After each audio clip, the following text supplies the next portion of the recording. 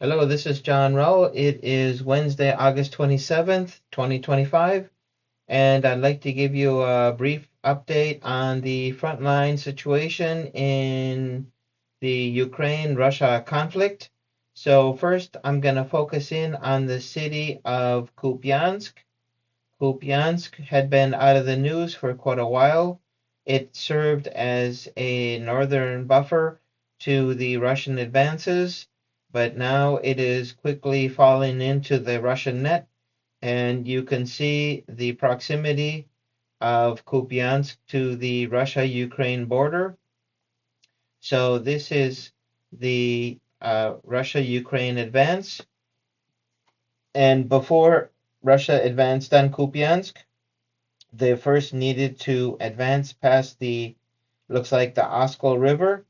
So once they were able to advance past the Oskol River, they were able to cut off the northern supply line into Kupiansk, leaving Kupiansk only with a road coming from the west and a road coming from the south. Um, the road coming from the south practically was cut off by the Russians when they got to Senkove. So you can see that this has been a slow process. They're taking this advance in stages, and Kupiansk could not be approached until they had covered their flanks and cut off the various supply lines. Now they have advanced to the west of Kupiansk, and I'll just tell you about Kupiansk.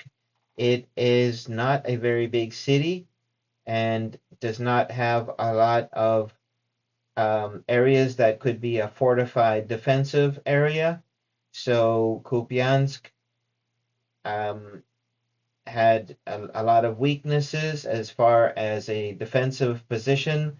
Its main defensive position was that the Ukrainian forces could keep the Russians away from their supply lines to the north. So, anyway, after that was cut off, you can see slowly that Kupiansk is going to be cut off from supplies, and this will slowly isolate the Ukrainian troops that are here in Kupiansk. I want to show you in Kupiansk what would be probably their main fortified areas. So if we go here, um, we can see very large buildings, a large building complex here where Ukrainians can take up defensive firing positions. And to the right of it, we have more buildings. If we zoom out a little bit, you can see that this forms a kind of a point where they can cover both the north and the eastern advances of the Russians, but this only serves as long as the Russians could only advance in those areas. Now that Russia has advanced um, here to the west of the city of Kupiansk, they got to what looks like an upside down forest giant. Here we have a head, and we have shoulders, we have arms. Here's an arm, here's an arm. Well, all these little patches and all this forested area provides great cover from the FPV drone attacks. So basically, Kupiansk um, is now technically isolated. If Russia is able to get advance more in this arm of this forest giant, so you can see all these little patches are areas where the Russians can be safe from the FPV drones and can set up defensive firing positions. And once they get to this last little clump of trees, they'll be very close to the Oskol River, and they can close off a defensive position here and keep themselves from getting overrun on their flanks. So this was a very good tactic, and you can. But if you go back to Kupiansk. You have to understand that before they could make that move, they had to cut off the supply lines to the south, and they had to cut the supply lines to the north, and now they're cutting the supply lines to the west. So really, the supplies are going to have to come in on secondary roads that are in bad condition, and should leave the Ukrainian um, supply vehicles exposed to Russian fire. So anyway, this is Russia now is in an excellent position here around Kupiansk. The Oskol River forms a north to south natural defensive line. So now that Russia has Kupiansk surrounded on three sides, um, it should be a matter of time before Russia can start advancing up from the south and continuing their march towards the south to meet up and to completely close off this pocket. So we're not looking at this happening tomorrow or the day after, but this is certainly shaping up to be um, a well strategized advance where they took this process step by step. If we go here to the south of Kupiansk, another key point right now is in Lyman or Lyman. I don't know how you want to call that, but anyway, the Russian forces have um, taken up the fortified positions in Zaporizhzhia. So they have taken this city, and between, let's go here on Google Earth and take a look at Lyman, if we can find it. Okay, so let's see if we can find Lyman. Okay, there's Pokrovsko. I went too far. Here's Lyman. Sorry about that. So anyway, here's Lyman, and here's Zaporizhzhia. And between Zaporizhzhia and Lyman, it's just all open fields.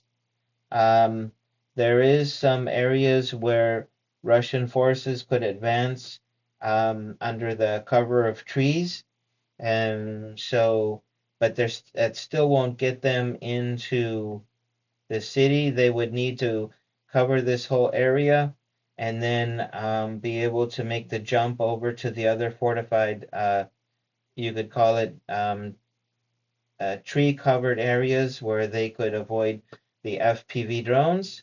So anyway, but of course, if they advance to the south of Torsk, then they're in more wooded areas, and that would be easier for them. However, what the Russians have been doing is advancing in small groups of two. So they would have two on foot, two on motorbikes, two in four-wheel on these little uh, cross-country vehicles. So they're in all kinds of different vehicles in small groups moving, and this avoids detection and also makes them less susceptible to being stopped as a group. And so we'll see what they do from Zaporizhzhia. But anyway, you can see that before they want to advance towards Lyman, they need to clean up the area here to the south of the what they call the magical forest, the Serebrianka forest. So they're finishing up the battle for that forest. They've been battling for that forest for a very long time. So once they get that forest cleaned up, then they can start moving westward, and they'll start moving westward towards Lyman and Siversk. This is probably where they're going to go first. Now, the other big point of the advances of the Russian forces is that there are advancing in many points around Pokrovsk. The big advance is to the north of the city of Udachne, and Russia and Ukraine have been fighting over Udachne now for a very long time. So it's one of those cities where Russia takes the city for a few months, and then Ukraine takes the city for a few months. This is the extent of the Russian advance. Um, and so, anyway, however, most recently they advanced north of this city. So I'm going to try to draw a line here of their advance. So they advance basically like this. And this means that they are defending against positions uh, that are in Pokrovsk. And so they put the coal mine behind them, and this is an important coal mine for Ukraine.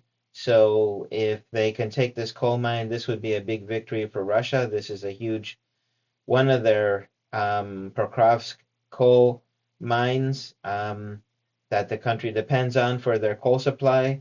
Their coal is needed for their steel making, so that they make coke, and from the coke they are able to make steel. And if they don't have coal, then they won't be making steel in Ukraine. They'll have to get steel from other countries. In any case, they need steel if they're going to be making military vehicles, if they're going to be making shells, if they're going to be making tanks, if they're going to be making anything war related. Usually it's made out of metal, normally out of steel. And so if Ukraine starts losing all their coal mines, it'll be very hard for them to make steel from their own production. They'll need to have it shipped in from elsewhere. So anyway, you can see that the Russians took this line, and it may just be one of the advanced forces. They may retreat, but it looks like the idea here is that once they can fortify this line, then they can make a salient up to this river, which gives them they have would have a defense, natural defense with the river, and then with these positions, and then they can begin to take the position over here. So you can see where this is going. In any case, I'll just remove those lines. And so that was a big advance for the Russian forces. And finally, I'll get down here to the Zaporizhzhia area. Russia continues to advance towards the Kinska. It's either river or reservoir. So they now advanced up to this road, and so they continue to be advancing north. Once they get up to this area here, the Kinska Reservoir or river, then they'll be in a much better fortified position. The goal right now is not to get to Zaporizhzhia. The goal is to get to um, an important fortified line where they can install themselves. Possibly the goal is to get to this area before the winter and to dig in, so to speak. If they're able to dig in here, then in the springtime they can start advancing towards Zaporizhzhia in the spring. So it looks like the goal right now is to try to get up to this position, and once they get up here, then you can assume that they're going to try to cut off this area. And this would, I'm looking for the fortified tree line areas, or areas where they can take up safe positions. But in any case, this looks like their goal for this campaign is to get up to this Kinska River or reservoir, and hunker down for the winter. So anyway, this was my report. Well, before I finish, I just want to point out something important. Let's see if I can find the city of Bugledar. Okay, it's south of this Korakove Reservoir. Okay, so it's right around here. Okay, so where did it go? Okay, some of these cities aren't so big. So anyway, I just wanted to point out that the um, advance of the Russian forces in 1 year, Russia conquered the city of Vuhledar 1 year ago. So anyway, let's see if I can find it. There it is, Vuhledar. Where were you hiding? Okay, so if we take, we're going to do a distance measurement. So the Russian forces took Vuhledar a year ago, and we're going to see how far they got in 1 year. Okay, so we get a point here, and we get a point here. So we're looking at, let's move this back here a bit. Okay, 50 kilometers. So they moved 50 kilometers in 1 year. So those people that say that this is this conflict has no um, uh, that this conflict has no winners. Both Russia and Ukraine are stalled. Um, it's very clear that they have not stalled, that in this past year they advanced 50 kilometers along their front line. So if we estimate how far they could get in the next year, we can just go over here and take this line, and let's go over and see how far it is to Pokrovsky. Okay, so that's 30 kilometers. Okay, so here we have um, Mikhailivske. Okay, so anyway, Mikhailivske, basically this line here. So if things continue the same, Russia should be in Zaporizhzhia this time next year, if not sooner.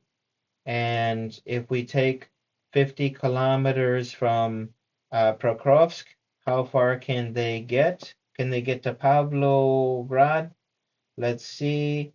Okay, so we got Pokrovsk and we got Pavlograd. Oh, thanks for disappearing on me. Okay, so I gotta start over. Let's move Pavlograd down a little bit and try that again. Okay, here's the ruler. Okay, here's Pokrovsk. Here's Pavlograd. Oh, that's 100 kilometers. So that's too much. So we get, I can just move those points. So here we go to Petropavlika. So basically you can see where we can expect to see Russia next year at this time. Basically 50 kilometers in from the front line.